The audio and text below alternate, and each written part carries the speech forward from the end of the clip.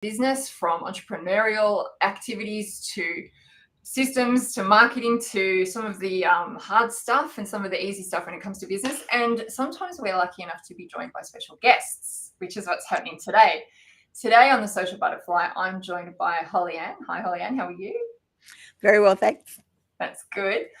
I'm going to introduce Holly Ann. She is a member of our The Social Butterfly Facebook group and is doing some amazing things in the world. And I had to get her on and had to get her chatting about them. So Holly Ann is the founder and managing director of a company called Safe for Kids, with over 35 years of experience in teaching child abuse prevention education. Holly Ann has presented her thought-provoking program at over 60 conferences in audiences across the globe, including England, the USA, every state and territory in Australia, Cambodia, Indonesia, Mexico, and Qatar. So there's a few places you've been found at. Holly Ann was inducted into the Western Australian Women's Hall of Fame in 2016 in recognition of her work in education and her passion for child abuse prevention. In 2022, she was awarded an Order of Australia Medal for service to children. So it's unbelievably honourable to have you here today, Holly Ann. How are you doing? When you read it out, I've gone, that can't be, who are you talking about? That can't be me. That's what happens when you do the work, right? Isn't it? So thank you for coming on and chatting with me. When I saw what you did, I just thought I needed to start to speak with you and find out a little bit more about the work that you're doing. I've had a look at your website. I've had a look at the beautiful YouTube or the video that you've got explaining what you do, the booklet that you've got, all the books that you have, the 10-week program, just the way that it works so that teachers can get a handle on it. And I've just had a really good look at what you're doing, right? But that's me having a look at it. I would love for you to share a little bit about you and maybe what the company is and how you got started in it, if that would be all right. Yeah. Well, I started my working as a teacher assistant with children with special needs, and I was in a school where a critical incident had happened, and the principal had everybody trained in protective behaviours back in the late 80s, and so I'd always taught abuse prevention education because teachers go, oh, I can't say those words. Holly, you go and do it. So for 25 years, I had taught it to the children that I was working with. And my last school before I left, I had a very progressive principal. We were a language development centre and we had 3 sites. So she would say, Holly, you're the specialist, go and teach protective behaviours in all 3 sites. And then in 2007, we had some terrible stuff on the front page of our West Australian newspaper about abuse that was happening in some remote Aboriginal communities. And around the same time, I'd shown some of the resources that I'd made to somebody that worked for Child Protection. And she said, Holly, you need to back yourself. These are amazing. You know, this needs to be out there. So I took a $250,000 loan out of my home, quit my job and been doing it full-time since 2007. Wow. People say it's a big gamble, but it's not when you believe in something and you know, what is more important than keeping kids safe? So I don't have any children. My husband and I have been together for 10 years, but he didn't have any children. So this is sort of our legacy. It's the reason I say wow for a couple of reasons. Number one, it's incredible work. But number two, there's something about going all in, isn't there? You know, it changes everything. By the sounds of it, you already had some of the the products or some of the, the assets that you'd already sort of worked with and you were getting great feedback on it. So you could almost say, okay, this is worth doing something like this. Yeah. It was, 25 years worth of failures, tried and tested. I just needed to produce the stuff. So, I've written 5 children's books, but I actually went to China to try and keep the cost down. We decided we would go to China initially to get the books printed. So I go there to check out the factories because I can't get on a current affair or anything like that. But can you imagine child protection resources made with child labour? I'd be all over the shop about that. Yeah. So, it's like you said, you have to back yourself. And when you know that there's nothing else like it out there sort of thing, it's just a no-brainer. And people say it's a big gamble, but it's not a gamble because my biggest problem is trying to get people to know that they need it, sort of thing. When we're so blessed here in Australia. Last April, we had the Australian maltreatment study. Now, for 35 years, I've always said 1/3 of Australia's children will suffer some form of sexual abuse before their 18th birthday. But when we had the maltreatment study, we now know the precise amount, and it's 28.5%, which who's going to quibble over a couple of percent? That's a third, basically. And so, parents say, I'm a good parent, it's never going to happen to my child. Or, I talk a lot about pornography and say to parents, we've got to start from 6 talking about it. And, my child would never look at pornography. It'll find them. They don't need to go looking for it. So, the problem is prevention is not, governments, for instance, are on they're at the ambulance at the bottom throwing money at mental health and all of this. But if we can prevent it before it happens, or if it does happen, give kids tools to be able to tell an adult what happened, or if they see pornography, go and show the adult what they've seen. And that way we can, help children tell us sooner and maybe have less mental health issues and drug and alcohol and people medicating themselves to forget their childhood trauma. Yeah, this is amazing work. 2 things that strike me here at the moment, as you were talking, you were saying that the teachers didn't know how to have these conversations. So they said, you go and do that for us. I didn't even think that they would be uncomfortable. I thought you would be more focused on getting the children able to communicate, and they'd probably be more open to learning how to do something like that than the adults. So tell me about that. Is it in an interesting space to try to talk to the teachers and get the adults used to being open? Absolutely. Yeah. Absolutely. If it's 1/3 of children, then we need to remember 1/3 of our teachers may have had some sort of family history around this to begin with. So there's that hurdle. And that's why I started Safe for Kids, to be honest, because I believe there were 3 reasons that stopped teachers teaching this: their own history, resources. So that's why but also teachers go, if I teach this, I'm going to get a disclosure, rather than going, if I teach this early enough, maybe I can prevent some of that stuff. So we have to change their thinking around that.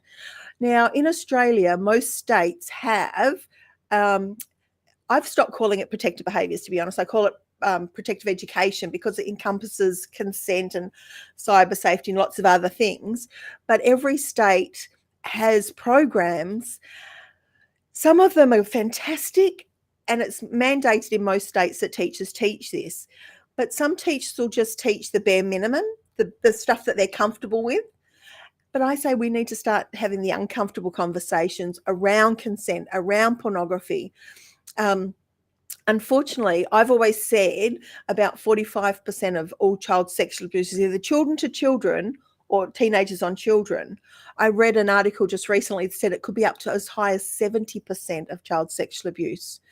And that, I believe, is on the increase because of kids having seen pornography and acting it out. So, we have to talk about, and I wrote a book, ironically, about children exhibiting harmful sexual behaviour on other children. Cyber safety, grooming, all of these things that we have to, now talk about. And the whole, cyber thing, parents will say, my kids don't go on YouTube. They only go on YouTube for kids, and there's so much horror stuff on YouTube for kids. Or if anybody approached my child playing a game, they would come and tell me, no, they're not, because you're going to take the game off them. So, we've got to educate the whole community around this stuff. And a lot of people don't actually like protective behaviours or protective education, because they say it's putting the onus on children to keep themselves safe. And that's the last thing that I'm trying to do. We can't expect a 5-year-old to keep themselves safe. It is not their job.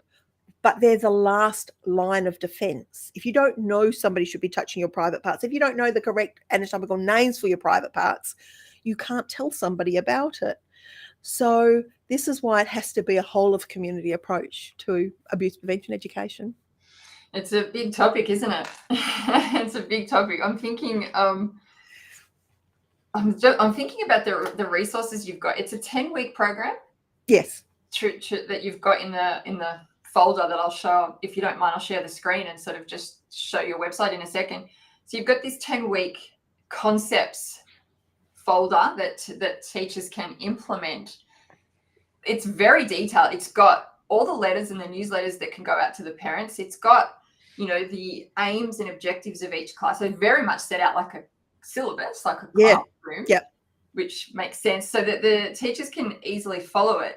How's it being implemented? Are you getting that into enough schools, and is it easy for the schools to create this and bring it in as part of their curriculum? Are they okay with all of this? Is it fluid, or are they all just another thing to learn or another thing to implement?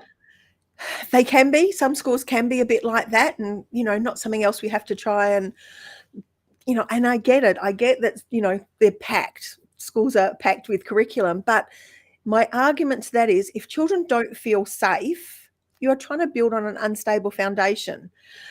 If children have any sort of trauma, you can be the most dynamic teacher in the world, but because of the cortisol racing through their brains, getting them ready to run out of the class because of the trauma, nothing can go in. So when kids feel safe, then we can build. So it needs to be every school's priority, I believe.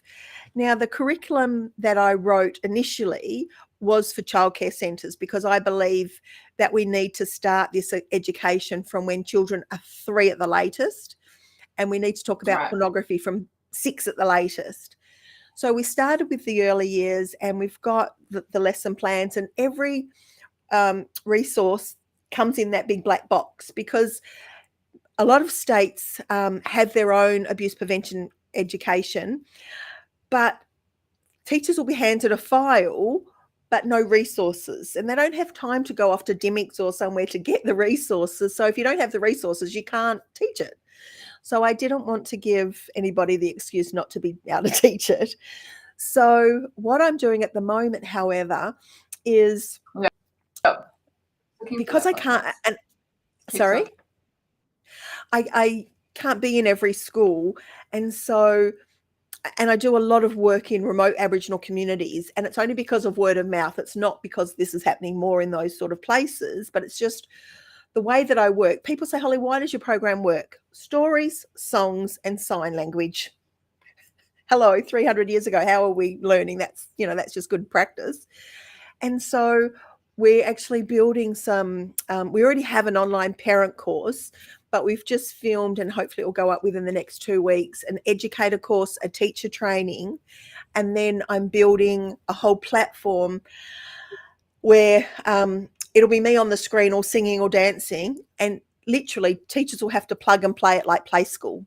So I'll do the lesson, and then there's an activity for from pre-primary to grade 6, and the teachers will work through the activity worksheet with the children and so there's one for every year level, and then it's a no-brainer hopefully for them. Some education departments across the country, it's, teachers look at it, and because there's so much text, they just go, oh, it's all too hard, and it slides, unfortunately. But with me delivering it, it'll just be like follow the bouncing ball. I just need to make it easy for people. That's why I've created the resources, because I create the resources that I need to teach the children in the hope that other people find them useful.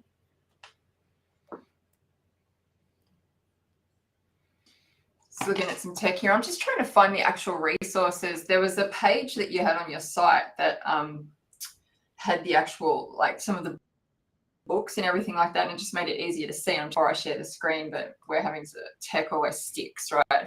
It's always fun, the old tech. Must be in the shop. I just found you've got it will be in the shop, as you said. Yeah, here we go. So just bouncing around here a little bit. I'm just looking here. It's book bundle, which is super cool. Yes. There was, the posters. Yep. Yep. So if you go over to the left-hand side where it's got education programs, and yep. And then if that opens up, then if you scroll down to, yep. So click on the black box. Yeah. Yeah. or maybe the green So this writing I near found the black box. Yeah, And then that's if you okay. scroll So it's down got, again,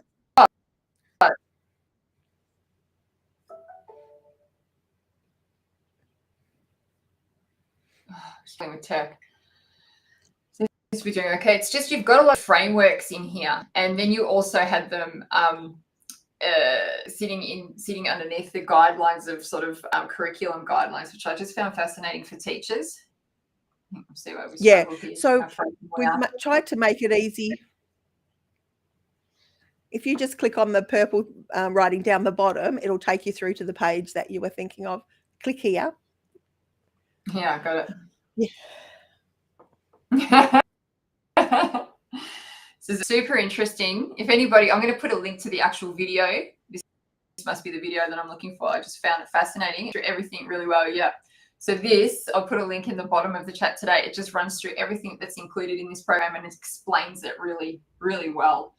It just talks about what you've got in there, the 10-week program, the newsletters, the cover letters, the way that you can run your program to have these awkward conversations, which is what I found very well thought out, very well presented, very well made. So you can tell you've gone all in. It's just amazing. So I'm going to put the link to this in our chat here so that people can take a look at that.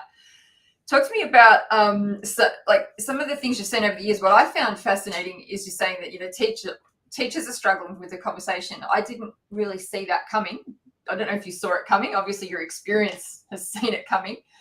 But how do you go with the kids now?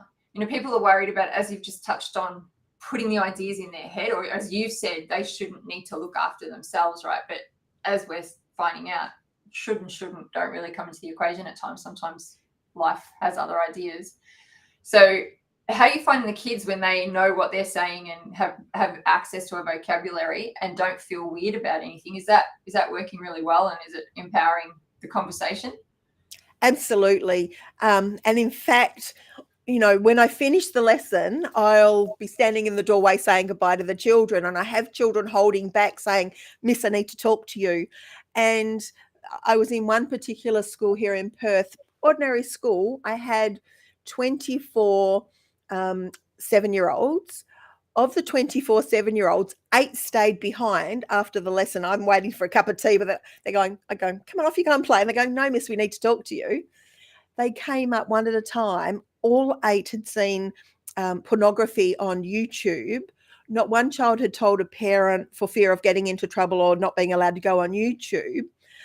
But here for the first time was this lady talking so openly, and I don't call it pornography with children in primary school. I need to be clear about that. We call them private pictures and private movies. And it's done as part of the public and private lesson where we talk about rooms and clothing and body functions and, it's a whole concept. But it's the best time for me to talk to them about private pictures and private movies in context. And, even very young children are coming across it. Research says the average age of kids knowingly going to look for it is 11. Yeah, right. In my experience, it's 9 knowingly going to look for it. But that's not to say our 3, 4, 5, and 6-year-olds aren't coming across it accidentally, or older siblings may leave something open. They hear things out in the playground. And so, we have to give them the tools to be able to go and, I used to say, go and tell an adult, until I actually had a situation where I'll never forget it. It was, we'd just gone into lockdown here in Perth for COVID, and somebody had come across child exploitation material on Instagram. And so they tag at Safe for Kids, at FBI, at Centre for Missing and Exploited Children, which is eventually where it will go to, in NetMec in the US. So I get messages all the time. So I open up this random message, could not believe what I was seeing. Somebody had come across this really terrible video, and so I just burst into tears, and because I know what to do, I took a screenshot of the guy's face but not what he was doing, a screenshot of his page. I go back out to take a screenshot of who had sent it to me, and then it had disappeared, unfortunately. So then I knew to go on to report it to the ACCC, the Australian Centre to Counter Child Exploitation. I go on. I could have reported it to the E-Safety Commission, but that it'll go to the police anyway. So I just went straight there. I type up the report. I'm crying my eyes out. This is 5 o'clock in the afternoon. I then go up into the house because my office is in the bottom of our garden and tell my husband what I saw. And I'm crying and I'm explaining it. When I'd finished explaining it, my husband's gone, "Oh, yeah? What do you mean, oh, yeah?" That's right. Yeah. I'm a basket case and all you're giving me is, "Oh, yeah." And so I see it as a gift now, as horrible as it is. And I still have flashbacks. About every 2 months, I'll burst into tears about what I saw. And I saw one image. So these amazing police officers that they have to trawl through this stuff day after day, I just wouldn't want to live in their heads, because I still, it still plays on my mind.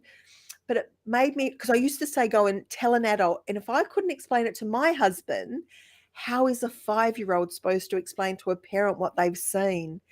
And when we consider that, 85% of pornography is violence against women, and there's all of these things that you need a lot of consent around, and it's just not in kids' worlds what they're seeing. They just don't understand it. And kids are having flashbacks and nightmares with what they see, and they're thinking that dad's doing that to mum. And when I work with 14-year-old young men in high school, who are one of my favorite groups to work with, ironically, because they don't have a filter, boys just want to ask you stuff, they tell me they're watching 2 hours a week of pornography. Wow. And when I say, fellas, why would you look at that? "Oh, to learn technique, miss, to learn style." Back the truck up. That's not the right technique, and there's no style. But there's no kissing, there's no foreplay, there's no pleasure for women. 88% of the pornography is violence against women. There's no consent, and that's what our teens think is normal. And there's a certain sex act that you need a lot of consent around, that they think everybody wants that. So, amazing people in our country, we're all working together to try and get age verification. The E-Safety Commissioner and Collective Shout and people like that are trying to force the government to get age verification, because we're not going to stop our 14-year-olds getting it, but it's the young children that, if I'm brainstorming with 5-year-olds, where might you see pictures or movies, people no clothes on? Keep in mind, this is 5-year-olds. A little girl put up a hand and said, "Snapchat." "Sweetie, you're 5. How do you know about Snapchat?" "Oh, my 14-year-old sister's using it." Possibly for sending nudes, because how did a 5-year-old know? Yeah, exactly. And then I was in a remote Aboriginal community, and a dear little 5-year-old little boy put up his hand and said, "Easy, Holly, you just type in XXX." You're right. "You're right, bub, but you're 5. And then I was in a very affluent area, and a very well-spoken little girl put up her hand and said, "It's easy, miss. You just ask Siri." Don't ask Siri anything. Siri and Alexa, they'll know. Find me some naked pictures. That's actually, that would be correct. Because they're taught to ask Alexa about dinosaurs and whatever else, but why wouldn't they? Exactly. So I say to parents, please, you be your child's Google. Never, ever say go and Google it, because the second they hear something on the telly or how often, I don't know in other states, but here in West Australia, quite often at 8:30 in the morning, a parent will be driving their child to school and over the radio comes, "Do you suffer from erectile dysfunction?" Imagine what they'll see if they ask Siri, "What's erectile dysfunction, Siri?" So that's the old school coming into the new school, isn't it? Radio and tech smashing into each other. Yeah. In a young person's mind, a young person's world. Wow. I didn't even think of that. And so this is why I'm really passionate. I hate TikTok. Yeah.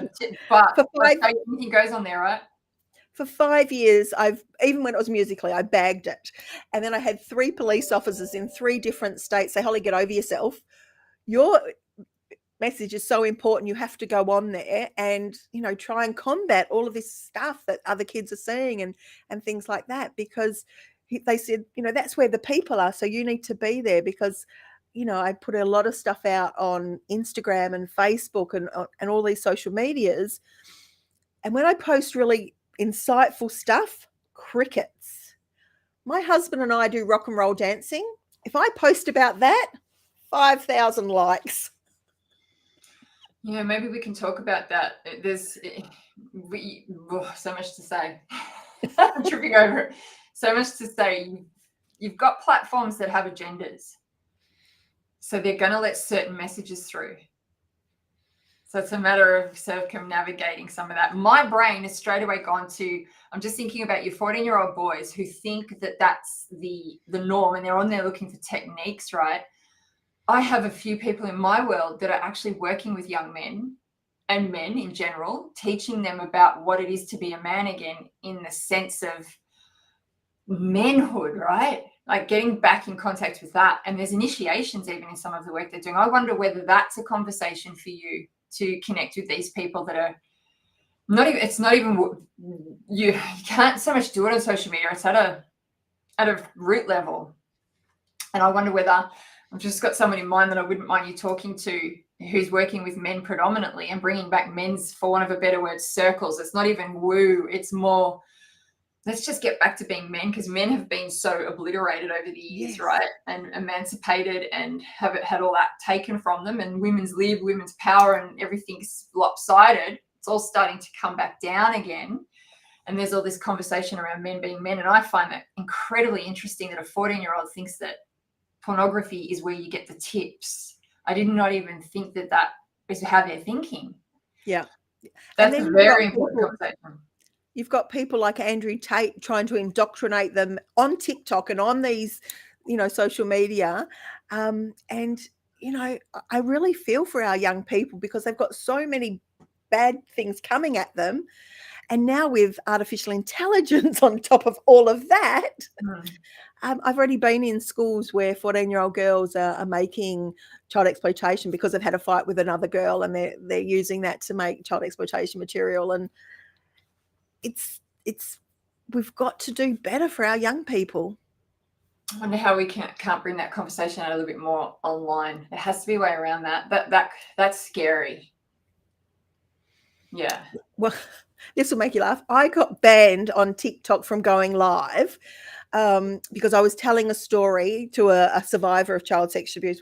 We're quite close, and he invited me on to have a chat to his people, and I was telling a story, and I said the word penis. I got banned instantly. Yeah. I've heard people say the C word all the time on lives, but I got banned for saying the correct anatomical name. That blows my mind. Oh, yeah. I can help you navigate the world of socials in relation to that, right? It's amazing, the new language that's evolving, right? What you do and you don't say for algorithms, and that's just algorithm side.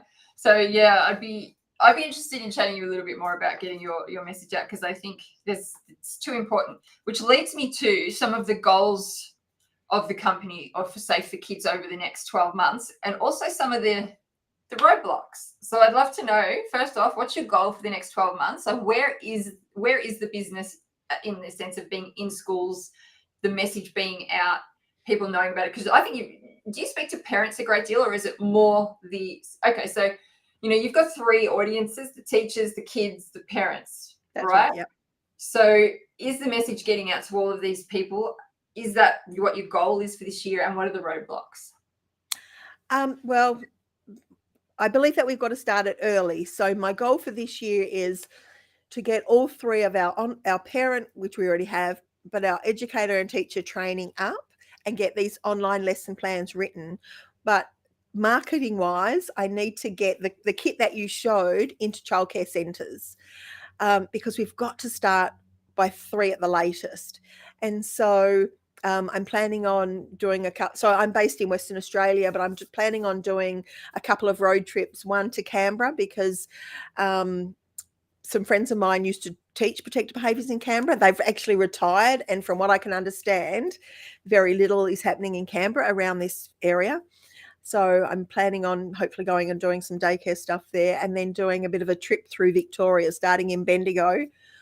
I've been approached by a special school in Bendigo, but if I'm coming to Victoria, then I'll probably try and go to Mildura and Ballarat as well, just to try and, I am only one person, which is why we're doing the online stuff. Face to face, is the best. Mm.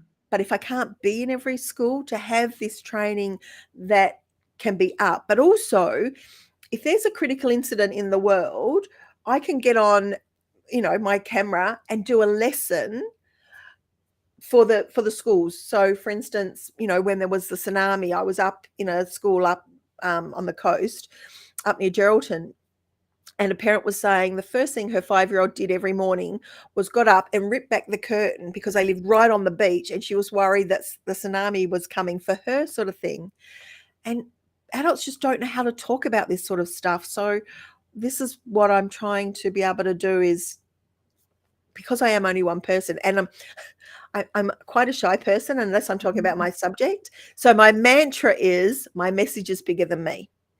And so to try and get more media and stuff like that, even though it's out of my comfort zone, but even that's quite difficult because they want to drive their messages. We had a child abduction here before Christmas, and one of the TV stations, I won't say who they were, sent a reporter out to interview me, and I gave them so much. They were here for an hour and a half. I gave them so much good information, but the 20 seconds that hit the news for me was bleh. Yeah. And they kept saying, but Holly, can we say kids shouldn't walk to school? No, you can't. They kept wanting to talk about stranger danger. Okay. No, you can't. We talk about tricky people. We don't talk about stranger danger. Yeah. Because, only 10% of child sexual abuse is by a stranger. 90% is by somebody that's known and possibly loved by the child. So, mainstream media want to drive their narrative, but it's not what my narrative is. No, which is why I think there's going to be a lot more of this, like the podcasts and the smaller people, if you like, and not the mainstream stuff, because it's pretty important. And I think, they can easily get sort of attached to a bigger message rather than what's really down here, the grassroots. So your goal then is to access more schools. Yep. Particularly Canberra and say the regional Melbourne is sort of, but obviously, so if anybody's from those areas and wants to reach out to Holly-Ann, please do so. If you know of anybody in the schools, that'd be great. If you come over to Melbourne, I'll get you up to Sydney side. So you'll have to come up that way because you're all the way over here now, right? And would there be anything around, just before I finish off, actually, can you just go through briefly, just tell me what the 10 core modules are in that book? What are the 10 core topics that you look at? Yeah, so it's based on 2 themes. We all have the right to feel safe all of the time, and we can talk to someone about anything. So in the first lesson, we talk about, what is a right. With older kids, we would look at the UN rights of the child and go through all of that. And we talk about safe and unsafe situations, but also safe and unsafe touches. So consent's built into that. Then we teach safety on a continuum. So we've got safe, fun to feel scared, risking on purpose, and unsafe. The third one is early warning signs. So we talk about the body signals that you get when you feel unsafe. So the butterflies in the tummy, your heart racing, your legs feel like jelly. As part of that lesson, I talk about the difference between telling and dobbing, because we tell kids don't dob all the time, but we've never linked it to anything. By linking it to these body signals, it's very clear. And I say to kids, if you feel unsafe, you need to go and tell an adult. But if you're just trying to get that kid into trouble, don't do that, because that makes that other child feel unsafe. Yeah, okay. Then we talk about the second theme. So we can talk to someone about anything. And as part of that, we help them set up a safety team of adults they can talk to. So how I do it is, on the thumb would be anybody from the child's home, and then 2 people from school, and then 2 people from the community. Here we also talk about, whenever I'm with a class, we ring the kids helpline, because most people have heard of the kids helpline, but they don't know the true value of the kids helpline, that it's 24 hours a day, 365 days of the year. But if I'm a child and my mum and dad are fighting and I ring you at the kids helpline, now that I know you, I can keep asking for you. I don't have to keep telling my story to every man and his dog. You're right. And there's lots of other things that I go into about in the kids helpline. During this lesson with older kids, I also do some cyber safety stuff, and we talk about who's playing Fortnite, Minecraft, Roblox, and it probably wouldn't surprise you, but so many kids are now playing Grand Theft Auto and Call of Duty and things like that. And I heard this, I did a duet on TikTok just recently. A friend of mine from the UK who is a cyber trauma expert, there's now a game that kids are playing called Poor World. No, Pal World. And there's a lot of sexual innuendo, and it's toxic. So if your kids want that, Pal World, don't let them on it. But we do a lot of stuff around the grooming and things like that. Then we do public and private, and go through public and private rooms and places and body functions and behaviors and pictures and clothing. And then we get onto the body parts, and kids need to know the anatomical name for their private parts. Then I do, I've designed, I call them the 4 safety questions, and kids need to ask themselves these 4 questions before they go off and do anything. Do I get a safe or an unsafe feeling? Does an adult I live with know where I am? Can I get help if I need it? And would an adult I live with get a safe or unsafe feeling? And so if kids go on a play date or, and, so the neighbour says, hey, we're going down the pool for a swim, I've got to stop and ask the 4 safety questions. Or if I'm online, do I know where to report if people start, swearing and stuff in these games or start friending me up? Because with grooming, I don't actually call it grooming with children because, I call it friending them up, and they pick up that pretty quickly.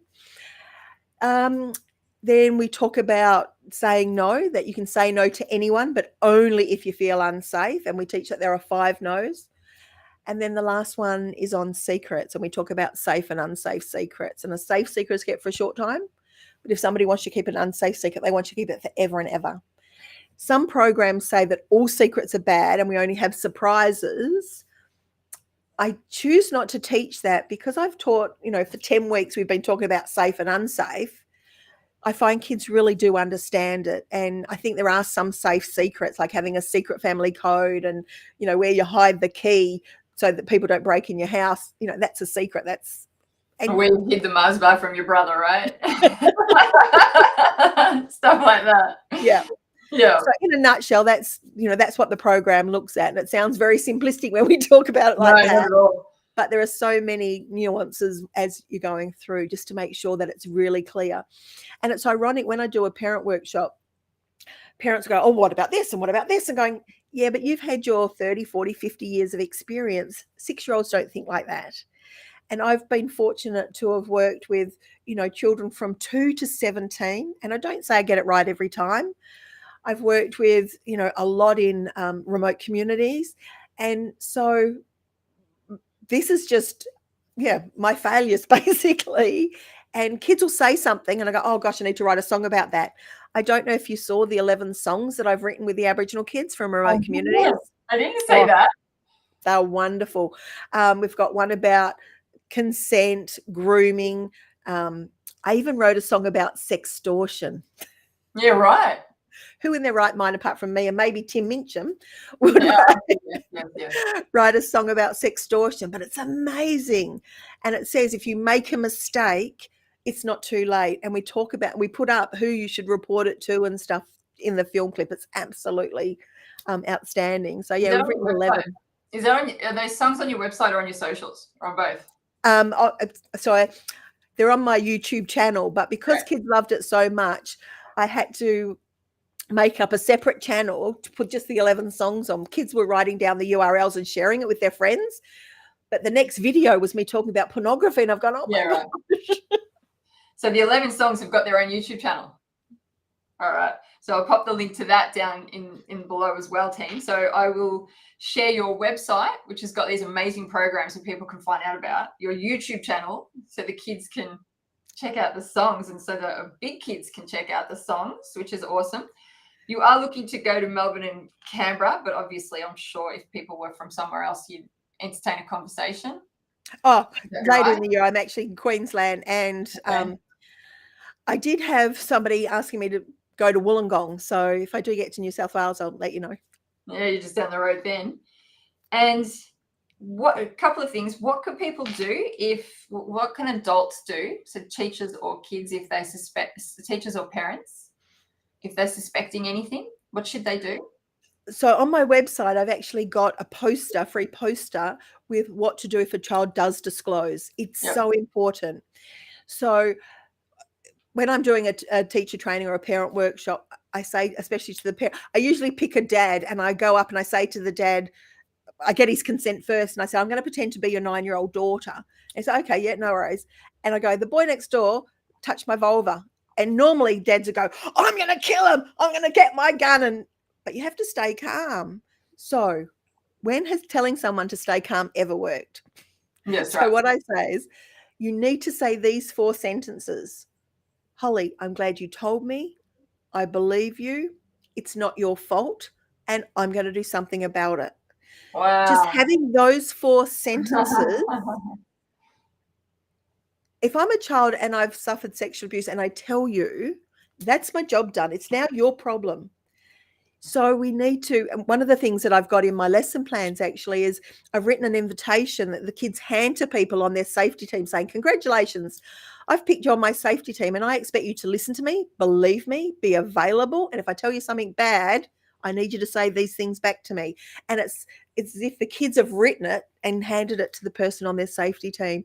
But on the poster, it's got all this, and then you have to contact authorities. You mustn't ask any leading questions. If you ask who, what, when, where, you'll taint you'll damage the investigation for the police. Now, kids don't always just come out and say what's happened. They might simply say, oh, I don't want to go to that person's house. And the parent says, come on, get in the car, running late. Go back and say, why didn't you want to go to that person's house? Kids try and disclose.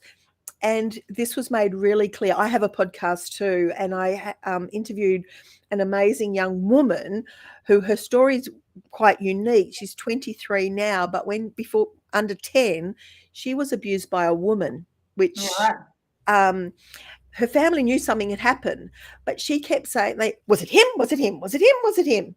She said to her family, and I've got consent to tell this story, that woman is weird. Thinking, why didn't my parents stop sending me there? I told them what was happening. Yeah, true. Because we haven't taught kids how to do it. And so I actually do give kids, when we're doing the public and private lesson, I show them what to do if they've got an unsafe secret. And, you tell someone, and if they don't listen, you have to keep telling until you feel safe again. This is a massive education piece that needs to roll out. Like, it's just a matter of retraining the way we speak and hear. Yes. Yeah. It's huge. That's a big job you've got. Well, I'm so pleased that, but possibly we could share some of this message with some of our crew. If anybody wants to learn any more from Holly Ann, please just click the links, go to her website. I'll also pop your podcast link out there, Holly Ann, so that people can tune into any of that. But yeah, if anyone's got any questions around this whatsoever, please just drop them in the conversation. If you want to keep it private, just click the links to contact Holly Ann. Or if you want to speak to me and I can pass it on, there's absolutely no problem with that. But thank you so much for the work you're doing, for coming on today and sharing what you're up to. It's incredible. If we can be of help in any way, let us know. If there's anything we can do in the coming months, just let us know. And we might get you back on again in a couple of months just to see if there's anything going on that we can help with. So thank you. Phenomenal. Yeah, thank you so much for the work you're doing. It's just a change in conversation, and I think the way you're bringing it to people, they can hold it, and then they can move from there, because it's people, we just don't know how to deal with it. And I thought it would, honestly, I thought it'd be more than a third. It feels like a lot of people. There's a lot. So let's sort it out. Thank you so much for coming on today, and thanks everybody. If anyone's got any comments, by all means drop it in the chat, but I'll see you soon. Thanks, Holly Ann. Thank you so much.